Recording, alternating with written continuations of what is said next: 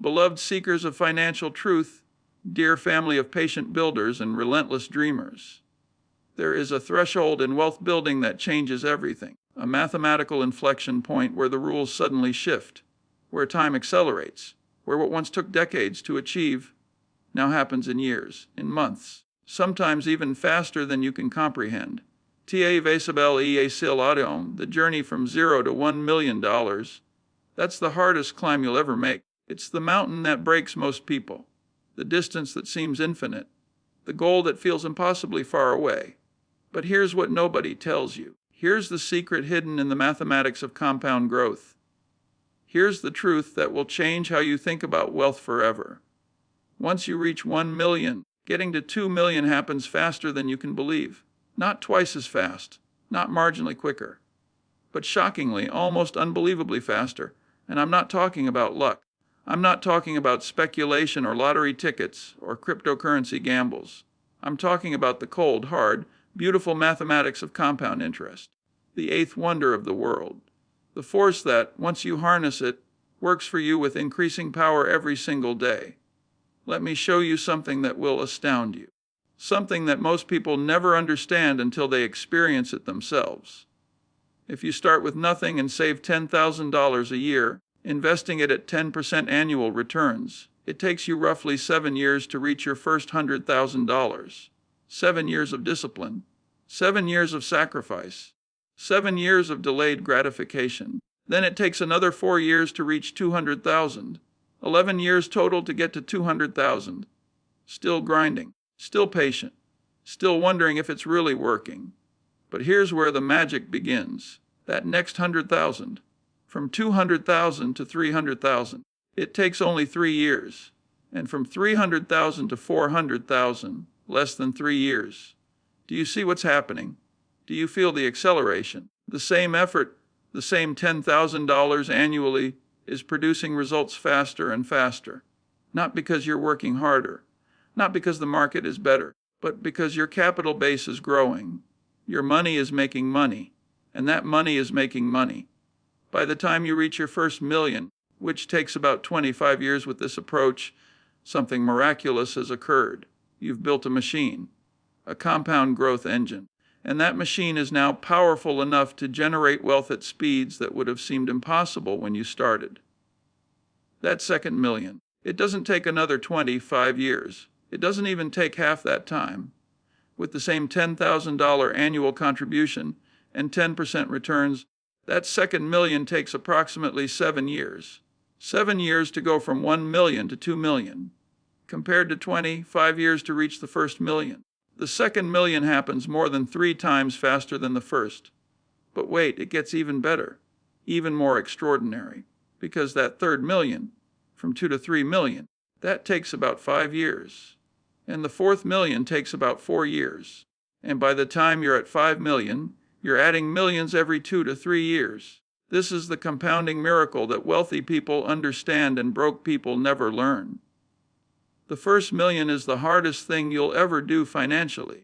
But once you get there, once you cross that threshold, the acceleration is breathtaking. Let me tell you about a moment in my own journey, a moment when I truly understood this principle. Not intellectually, I'd always known the math, but viscerally, in my bones, in a way that changed everything. I was in my late 40s. I'd been investing discipline for over 20 years, building slowly, consistently, often feeling like I was barely making progress. My net worth had grown to about $800,000. Respectable, but not wealthy, not life-changing, not the financial freedom I dreamed about. And then something shifted. Over the next 4 years, my net worth doubled, from $800,000 to $1.6 million. Not because I suddenly became smarter, not because I found some secret investment, but simply because I'd reached critical mass. The compounding engine I'd been building for 2 decades finally had enough fuel to produce visible acceleration. I remember looking at my portfolio one day and realizing that my investment returns for that single year, just the growth, not my contributions, exceeded what I used to earn in an entire year at my job. My money was working harder than I was, and it was only going to get more dramatic from there. That realization, that moment of understanding, it changed my entire relationship with wealth. I stopped feeling impatient, stopped wondering if I'd ever make it, because I could see the trajectory now. I could feel the acceleration. I understood that I'd done the hard part. The rest was just time and discipline. And I was right. Within another 6 years, I'd reached 5 million. Then 10 million came faster than 5 had come. The acceleration just kept increasing, exactly as the mathematics predicted, exactly as it always does for anyone who stays patient and disciplined long enough to reach critical mass. But here's what most people never experience. Here's why 90% of people never build significant wealth. They quit before the acceleration phase. They give up somewhere between 0 and that first million. They get discouraged by how slow progress feels. They get distracted by get-rich-quick schemes. They lose discipline during market downturns. They never stay in the game long enough to experience the miracle. Let me tell you about someone I knew. We'll call him David. David started investing in his late 20s, doing everything right, saving consistently, investing intelligently, building his wealth systematically. By his early 40s, he'd accumulated about $400,000, 14 years of disciplined saving. Good money. But he was frustrated. He looked at his $400,000 and thought, at this rate, I'll never be truly wealthy. This is taking forever. So he made a decision. He pulled out most of his money and tried to accelerate his wealth, started day trading options, high-risk ventures, convinced he could beat the slow compound growth approach. And you know what happened. Within 3 years, he'd lost more than half of it. His $400,000 became $170,000. 15 years of discipline, destroyed in 36 months of impatience. The tragedy. If he'd just stayed the course, if he'd maintained his consistent contributions and let compounding work, he would have reached 1 million within another 10 years. And then that second million would have come in perhaps 6 or 7 years more. By his early 60s, he would have been wealthy, truly wealthy. Instead, he had to start over, and this time, without the benefit of youth and time on his side. He learned the lesson the hard way. Patience during the long climb is what earns you the right to experience the acceleration. This is why I'm so passionate about teaching this principle, because the mathematics are certain. The acceleration is inevitable, but only if you stay in the game, only if you maintain discipline through the slow years, only if you understand that the hardest part is getting to that first million. Now let me break down exactly why this acceleration happens, why the second million comes so much faster than the first. Because understanding the mechanism makes it easier to stay patient during the climb. When you're starting from 0, every dollar you save and invest is fighting alone. You put in $10,000 that first year, and at 10% growth, it becomes $11,000. You gained $1,000. Your contribution did all the heavy lifting. But when you have $1 million invested, that same 10% return generates $100,000. You still contribute your $10,000. But your existing capital generated $100,000. Your money made 10 times what you contributed. This is the shift. This is the acceleration. Your contributions become less important. Your capital base becomes dominant. And as that base grows, each percentage point of return generates larger and larger absolute dollars. At 2 million invested, 10% returns generate $200,000 annually. At 5 million, it's $500,000. At 10 million, it's $1 million per year. Your money is making more than most people earn in their entire careers. Every single year, while you sleep. This is why wealthy people seem to get wealthier effortlessly, while working people struggle despite tremendous effort. It's not that wealthy people work harder. It's that they've reached critical mass. They've crossed the threshold where compound returns dominate, where the acceleration phase has begun. And here's the beautiful truth. This acceleration is available to everyone, not just to those who start wealthy, not just to those with high incomes, to everyone who has the discipline to climb the mountain, to reach that first million, to stay patient during the years when progress feels agonizingly slow. But you must understand what you're signing up for. The journey to 1 million will test you. It will test your patience, your discipline, your ability to delay gratification, your faith in the process, your resilience during market downturns. Most people fail these tests. They see others getting rich quick or appearing to, and they abandon the proven path for the lottery ticket. They feel the pain of delayed gratification and they cave, spending money on lifestyle instead of investing it. They experience a market correction and they panic, selling at the bottom. These failures, they rob you of the acceleration. They reset your clock. They ensure you never reach critical mass. They keep you trapped in the slow, linear phase forever. But if you can pass the tests, if you can maintain discipline for 20, 25, 30 years, you earn access to something extraordinary. You earn the right to experience compound growth at scale, to watch your wealth double and double again at speeds that amaze you, to see years of growth happen in months, to finally understand why Einstein supposedly called compound interest the eighth wonder of the world. Let me share another critical insight, one that makes the acceleration even more powerful than the pure mathematics suggest. As you build wealth, you typically also build earning power. Your career advances, your skills improve, your income grows, which means your ability to contribute increases. You're not stuck saving $10,000 annually forever. By the time you reach $1 million, you might be saving $30,000, $40,000, $50,000 annually. This compounds the acceleration effect. Not only is your capital base growing and generating larger returns, your contributions are growing too. The combination is explosive. I've seen people go from 1 million to 5 million in under 10 years through this dynamic.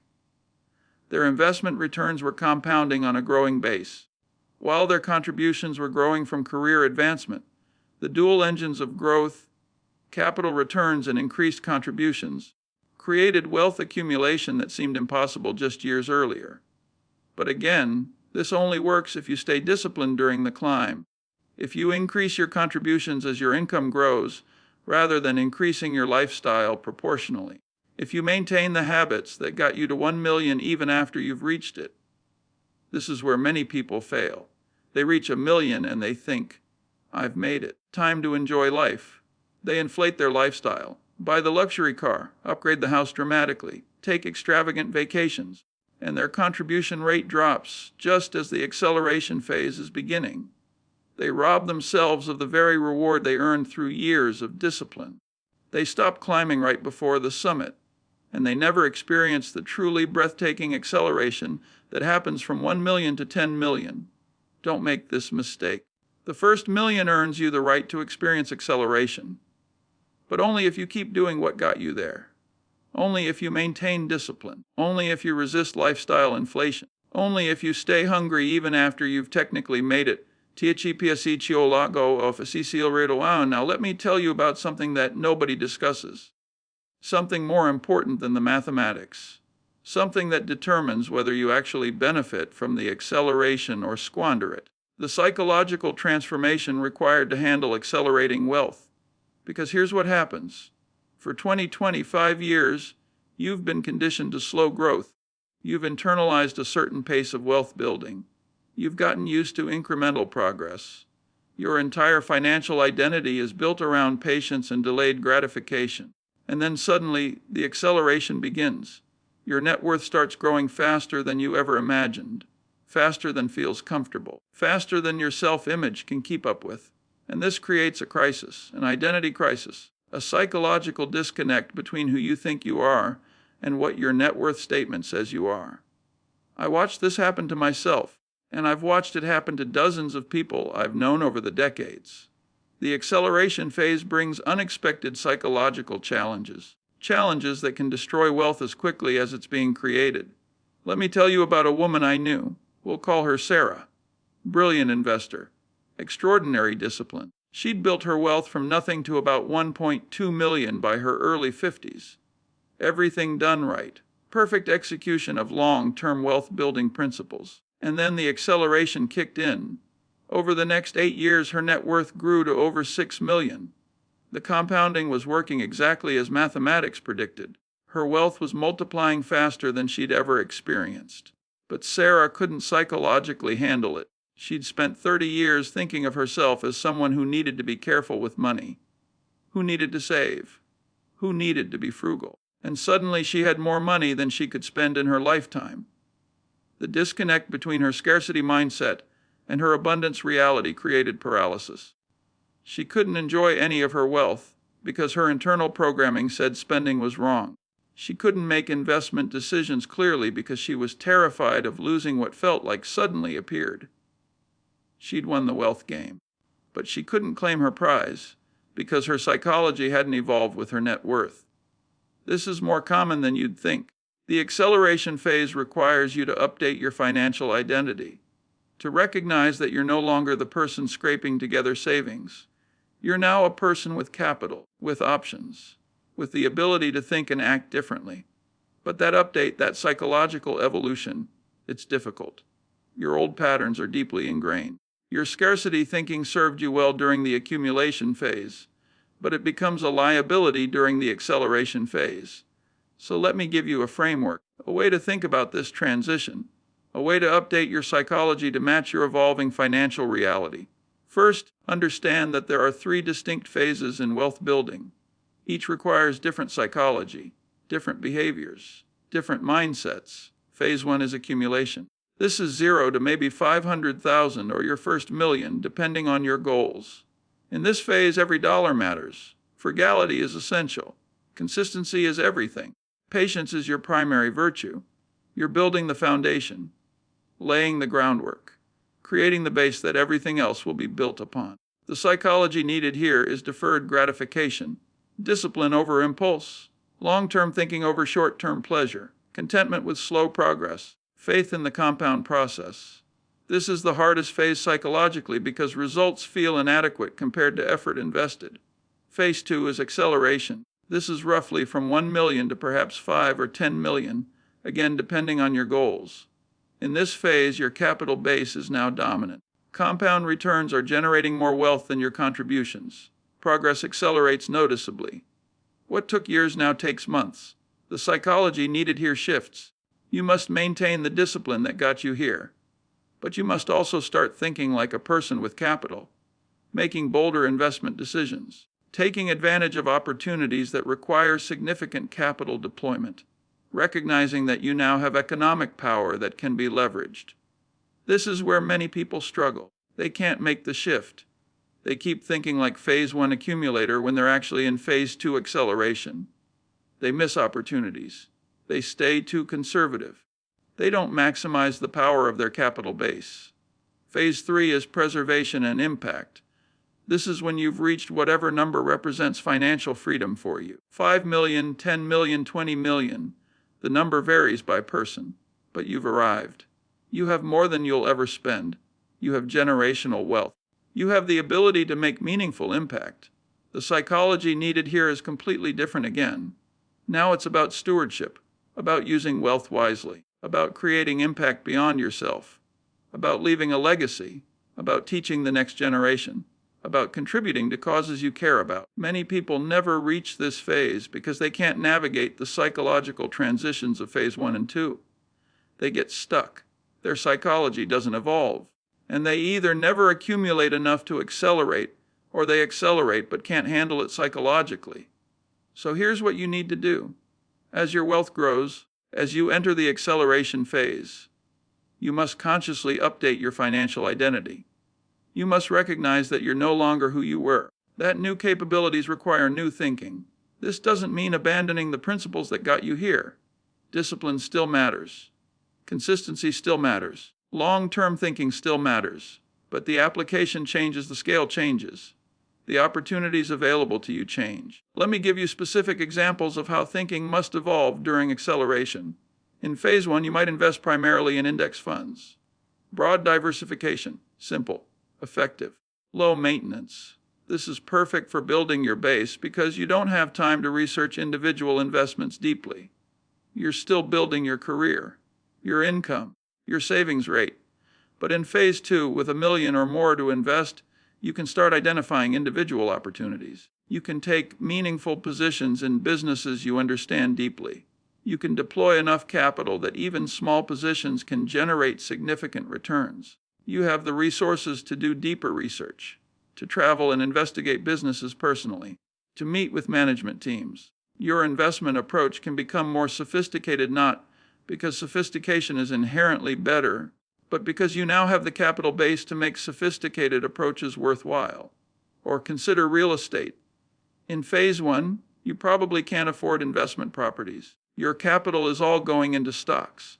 But in phase 2, with several million accumulated, you can start diversifying into real estate, can put down payments on multiple properties, can generate passive income streams, can take advantage of opportunities that simply weren't available when you had smaller capital. The point is this: don't keep thinking like a small investor when you're no longer small. Update your approach to match your resources.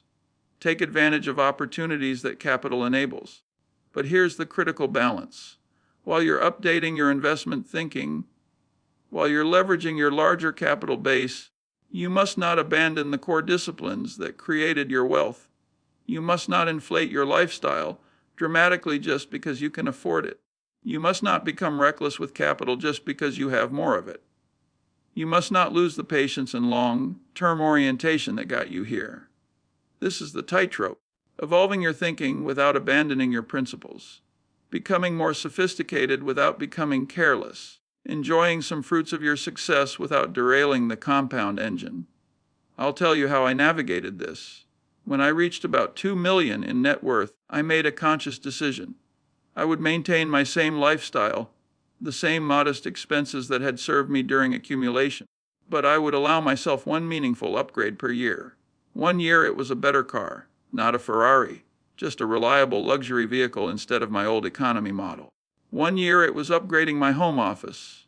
1 year it was taking my family on a nicer vacation. 1 year it was starting to donate meaningfully to causes I cared about. These upgrades, they allowed me to enjoy the acceleration, to feel like the wealth was real and meaningful, to update my self-image gradually, but by limiting to 1 per year, by maintaining most of my frugal habits, I ensured that the compound engine kept running at full power. This approach worked for me. The specific tactics will vary by person, but the principle is universal: enjoy the acceleration without killing it. Update your psychology without abandoning your discipline. Evolve without forgetting what got you here. Now let me talk about something else that happens during acceleration, something that will test you in ways you don't expect. As your wealth grows visibly, as you cross from 1 million to 2, 3, 5 million, people around you notice. They treat you differently, and this creates pressures you must navigate carefully. Family members suddenly have investment ideas they want you to fund. Friends expect you to pick up checks. Strangers target you with schemes and pitches. Everyone assumes you can and should help them financially. And here's the trap: if you say yes too often, if you let others' expectations erode your capital, you can stop your own acceleration. You can redirect wealth that should be compounding for your future into other people's consumption or failed ventures. But if you say no too much, if you become tight-fisted and unwilling to help anyone, you risk becoming isolated, bitter, someone who has wealth but no relationships, no joy, no meaning beyond the numbers. This balance between generosity and self-preservation, it's delicate, and it requires clear principles, clear boundaries, clear communication. Here's what I learned. You can be generous without being a fool. You can help people without destroying your own compound engine. But it requires being strategic about it. I decided early in my acceleration phase that I would help people with time, with advice, with connections, with small gifts. But I would not fund other people's businesses, would not loan significant money to family, would not let anyone's expectations determine my wealth allocation. This wasn't selfishness. It was stewardship. I recognized that the compounding engine I'd built, it was my responsibility to protect, not just for me, but for the future impact I could create, for the generational wealth I could pass to my children, for the charitable giving I could do once I reached phase 3. Protecting my acceleration wasn't about greed. It was about maximizing the good I could eventually do, about reaching escape velocity where my wealth could compound to levels that created real impact. And I communicated this clearly, lovingly, but firmly. I explained to family and friends that I was on a path, that I was building something that would eventually benefit everyone around me, but that required protecting the compound process now. Most understood, some didn't. Some relationships were strained. That was painful, but necessary, because the alternative, letting others derail my acceleration through guilt or social pressure, that would have served no one in the long run. So as you enter acceleration, as your wealth becomes visible, prepare for these pressures. Decide in advance what your principles are, what you will and won't do, how you'll balance generosity with stewardship, and then communicate those boundaries clearly. Don't let guilt or social pressure destroy what you've spent decades building. Don't let others' expectations determine your wealth trajectory. Stay true to your long-term plan, even when short-term pressures tempt you to deviate.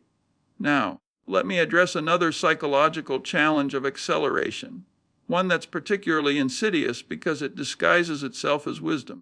As your wealth grows rapidly during acceleration, you'll be tempted to become conservative, to protect what you have, to shift from growth to preservation prematurely. You'll think, I've made it to 2 million, I should protect this, move to safer investments, reduce risk, lock in these gains. And this impulse, it feels responsible. It feels like wisdom. But it's actually fear disguised as prudence, and it can rob you of the final and most powerful phase of acceleration. THCOM, Pew, and Marcel, you underside, because here's what most people don't understand. The acceleration from 1 million to 2 million, that's just the beginning. That's the appetizer. The real magic, the truly breathtaking wealth creation, happens from 2 million to 5 million, from 5 million to 10 million, from 10 million to 20 million. Each doubling happens faster than the last. Each million added comes quicker than the previous one. The curve doesn't just bend upward. It goes nearly vertical if you maintain discipline and stay invested appropriately, but only if you resist the urge to become overly conservative too early. Only if you understand that the risk profile changes when you have capital. Only if you keep your money working hard even as it grows large. Let me tell you about 2 investors I watched over the years. Both reached 2 million in net worth at roughly the same age. Both around 55 years old. Both had followed similar paths to get there. Disciplined savers, intelligent investors, patient wealth builders. But then they diverged dramatically. Investor A looked at his 2 million and thought, I'm getting older, I need to protect this. I'm going to shift to mostly bonds and cash. Maybe keep 20% in stocks, but I can't afford to lose what I've built. So he moved to a 70% bond, 20% stock, 10% cash allocation. Very conservative, very safe, designed to preserve capital rather than grow it aggressively. Investor B looked at his 2 million differently. He thought, I'm 55. I've got potentially 30 more years of life, maybe 40. This money doesn't need to be ultra safe. I can still handle volatility. I'm going to stay aggressive. He maintained a 70% stock, 20% bond, 10% alternative investments allocation, still balanced, still sensible, but oriented toward growth rather than pure preservation. Over the next 15 years, from age 55 to 70, both investors continued contributing modestly to their portfolios, maybe $20,000 a year each, same time frame. Same contribution levels, but radically different asset allocations. Investor A's portfolio grew from 2 million to approximately 3.1 million. Nice growth, safe growth, predictable growth. He protected his capital and added to it steadily. Investor B's portfolio grew from 2 million to over 8 million. He experienced volatility along the way. Some years down 20%, some years up 30%. But over 15 years, the compound growth was extraordinary. Same starting point, same time period, same contribution levels, but a $5 million difference in outcomes. $5 million, the result of staying appropriately aggressive during the acceleration phase instead of becoming prematurely conservative. Now, I'm not saying everyone should be 70% stocks at 55. Your specific allocation depends on many factors.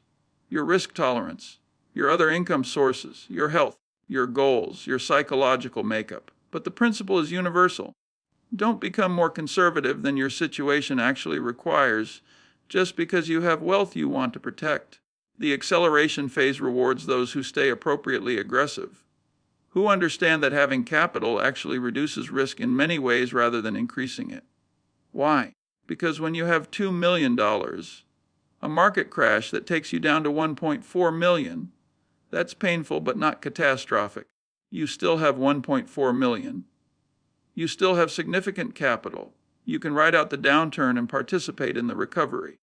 But when you have $200,000, a similar percentage crash taking you to 140,000, that feels devastating because you're still in the slow accumulation phase, still far from your goals, still vulnerable. Paradoxically, having more money means you can afford to take appropriate investment risk, because the absolute dollars you maintain, even after corrections, are still substantial. Your lifestyle doesn't depend on portfolio values never declining. Your financial security isn't threatened by normal market volatility. This is why wealthy people often stay quite aggressive in their investments, even at advanced ages. They understand that capital creates options, that wealth properly allocated continues compounding, that becoming overly conservative is actually the greater risk, the risk of not keeping up with inflation, not maintaining purchasing power, not continuing to grow resources. So as you enter acceleration, as you move from 1 million toward 2, 3, 5 million, resist the urge to become prematurely conservative. Yes, you should become more thoughtful, more strategic, more diversified, but not necessarily more conservative in terms of growth orientation. Keep your money working.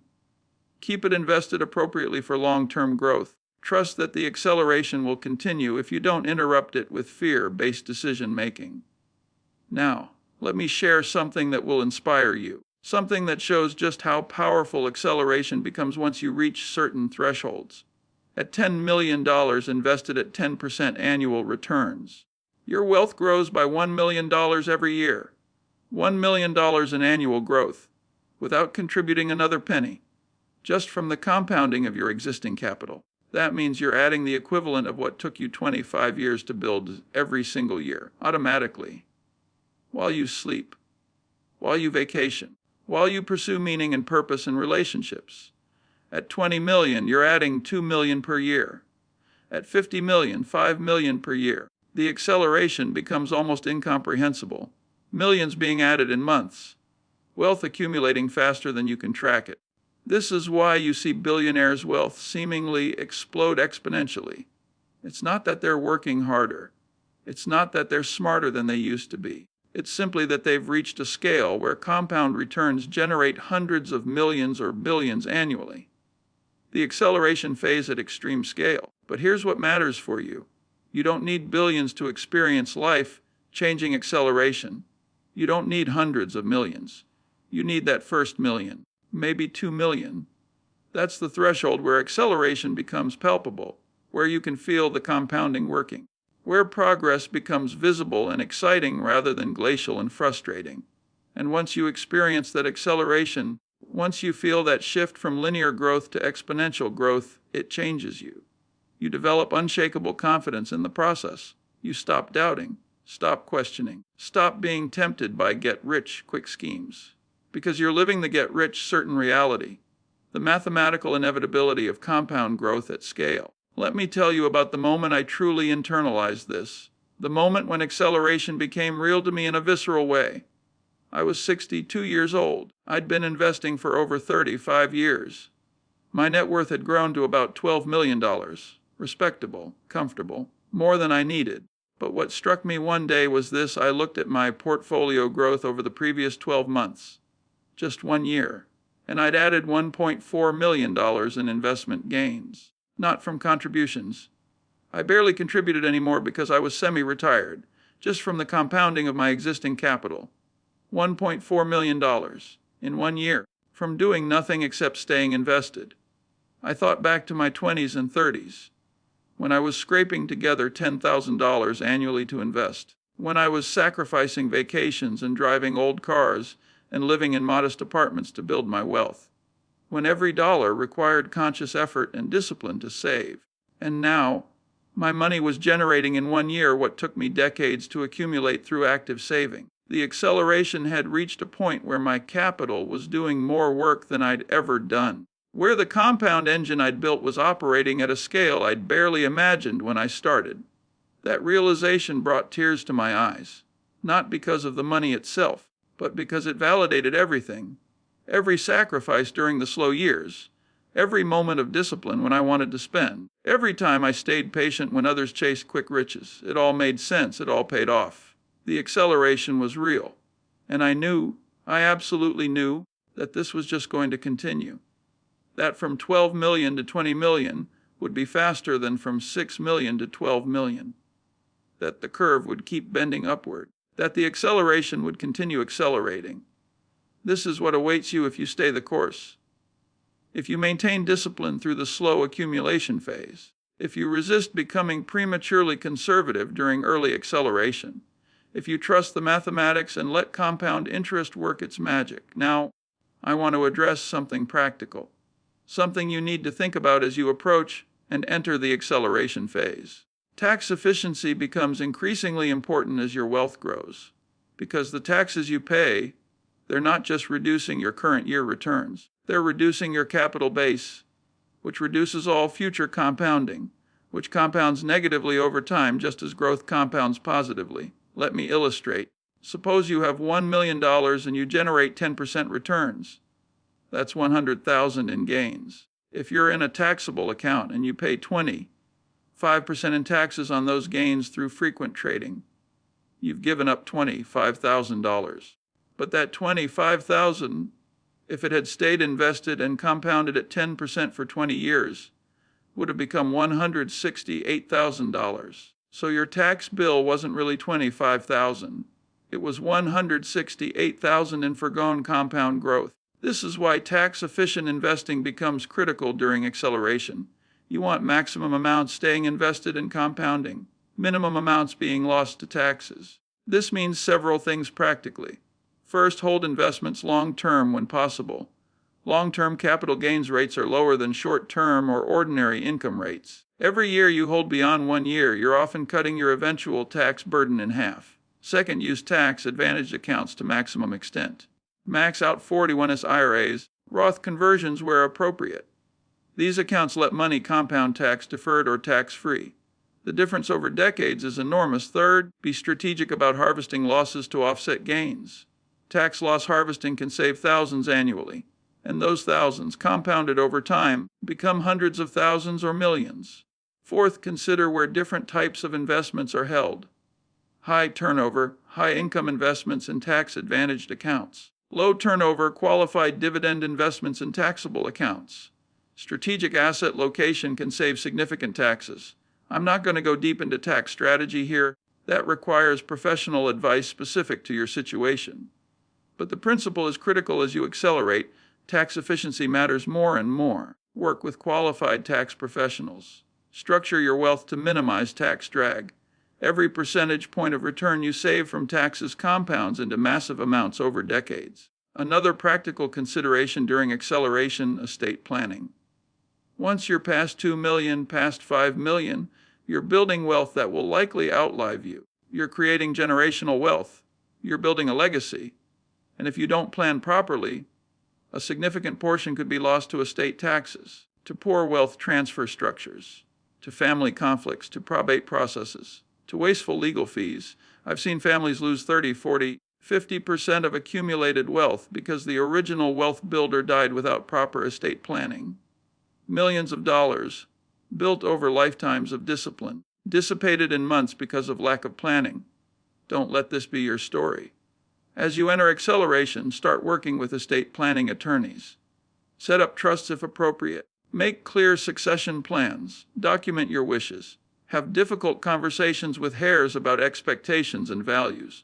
The wealth you're building, it's not just numbers. It's security for your descendants. It's opportunity for your children and grandchildren. It's the ability to create impact that extends beyond your lifetime. Protect it through proper planning. Now, I want to talk about something deeply personal, something that will determine whether the acceleration phase brings you joy or just bigger numbers that feel hollow. Purpose, meaning, the why behind your wealth building. Because here's what I've observed over decades of knowing wealthy people. The ones who find joy in acceleration, who feel fulfilled by their wealth, they're the ones who have clear purpose beyond just accumulation. Maybe it's providing security for family. Maybe it's creating a foundation that funds causes they care about.